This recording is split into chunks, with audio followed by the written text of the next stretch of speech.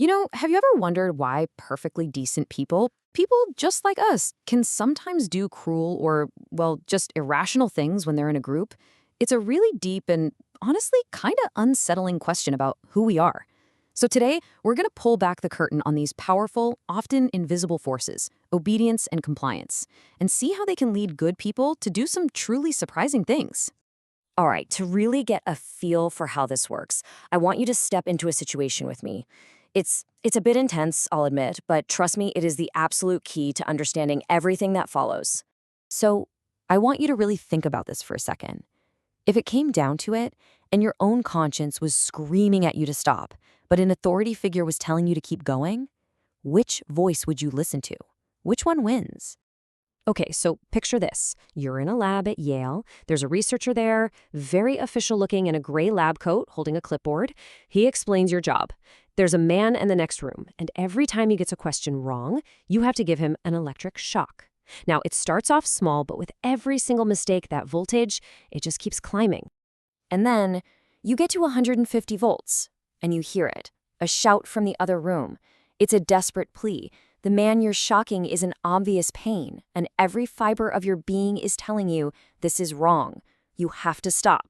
So you look over at the researcher, right? You're obviously worried, but he doesn't even flinch. He just looks at you and calmly says this simple, direct command. Now, I know what you're thinking. I would stop. No way would I keep going. We all want to believe our moral compass is stronger than that. But here's the kicker. When Stanley Milgram ran this exact experiment, a shocking 65% of people, they kept going. Let that sink in. 65%. That's almost 2 out of every 3 people. And we're not talking about monsters. We're talking about ordinary people just like you and me. They went all the way up to 450 volts, a level that could be lethal, all because an authority figure told them to. This result was a bombshell. It forces us to look past just who a person is and focus on the incredible power of the situation they're in. Okay, so that's what happens when someone in charge gives you a direct order. But what about something more subtle? What about the pressure we feel from our friends, our colleagues, our peers? That's where we get into this fascinating idea of conformity, that quiet but incredibly powerful pull to just go with the flow. And conformity isn't just about copying what other people do. It's a real shift in your own behavior, sometimes even what you believe, all because of group pressure. And get this, the pressure doesn't even have to be explicit. Just imagining what the group might think can be enough to change what you do. There's a classic experiment by Solomon Asch that shows this perfectly. The task couldn't have been simpler. He showed people a line and asked them to match it to one of 3 other lines. I mean, it's a super easy, straightforward visual test. Anyone could do it. But, of course, there was a twist.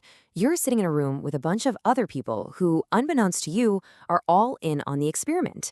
One by one, they start giving their answers, and they all give the same, clearly wrong answer.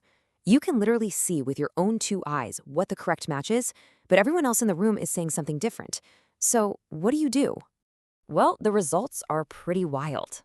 Ash found that a whopping 37% of the time, the real participants just caved. They went against the evidence of their own senses and conformed to the group's wrong answer. So why on earth would we do that? Well, it really boils down to 2 main reasons. The first is what we call normative influence. It's our basic human need to be liked and to fit in. We don't want to be the odd one out. The second reason is informational influence. This happens when we're not sure about something, and we assume that the group must know better. It's that little voice that says, well, maybe they see something I don't. Okay, so that's the pressure from our peers, right? Kind of a horizontal pressure. But now let's go back to that first experiment and look at that vertical pressure, a direct command from someone above us. This gets us to the heart of obedience. And here's the crucial difference between the two.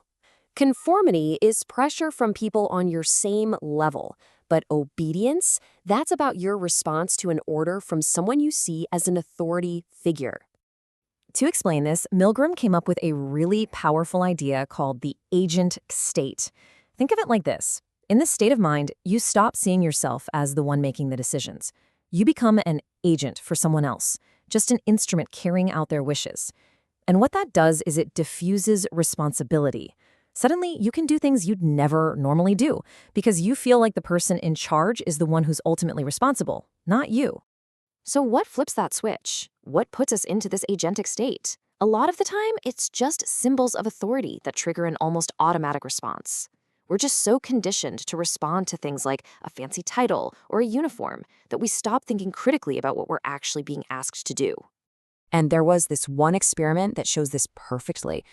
A group of nurses got a phone call from a man they'd never met who just said he was a doctor.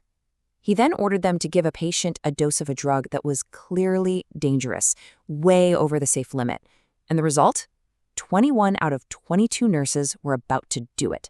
They had to be stopped by the researchers. All it took was the title doctor over the phone. Okay, so what happens when you take everything we've talked about, authority, social pressure, conformity, and you mix it all together in one super intense situation? Well, that brings us to what might be the most famous and frankly the most disturbing social psychology experiment ever conducted, the Stanford Prison Experiment. Here's the setup. The psychologist, Philip Zimbardo, gathered a group of healthy, well-adjusted college students. Then, totally at random, like with a flip of a coin, he assigned them to be either prisoners or guards in a mock prison he built. They even got uniforms and instructions to really get them into their roles. And what happened next was chilling. And it happened fast. The students assigned to be guards quickly became cruel and abusive. And the prisoners? They became passive, helpless, and deeply distressed. The whole thing was supposed to last 2 weeks, but they had to shut it down after only 6 days. The situation didn't just influence them, it completely took over and redefined who they were. Wow. So after hearing all that, it's easy to start feeling like we're all just dominoes, just getting knocked over by whatever social situation we're in. But is that the whole story? I don't think so. To figure out how we can push back, we first need to understand a little bit about how our minds work on autopilot. The work of Daniel Kahneman is fantastic for this. He talks about our 2 thinking systems. You've got System 1, which is like our brain's automatic pilot. It's fast, it's intuitive, it doesn't take any real effort. Just going with the flow or obeying an order, that's pure System 1. But then there's System 2. That's our critical thinker. It's slow, it's analytical, and it takes real mental work. It's the part of us that stops and asks, wait a minute, why am I doing this? So the secret to resisting all this unwanted pressure? It's learning how to hit the pause button. It's about consciously waking up that critical thinker, System 2. And it all starts by asking yourself a really simple but incredibly powerful question. Look, at the end of the day, these experiments aren't about making excuses for bad behavior. Not at all. They're a warning. They're a spotlight on the vulnerabilities we all share as human beings. The real takeaway here is that by understanding these invisible forces, we can start to see them at play in our own lives. And once you see them, once you're aware, that's when you create a choice. That's when you find the freedom to step back and choose your own path. And that awareness, right there, is where true freedom begins.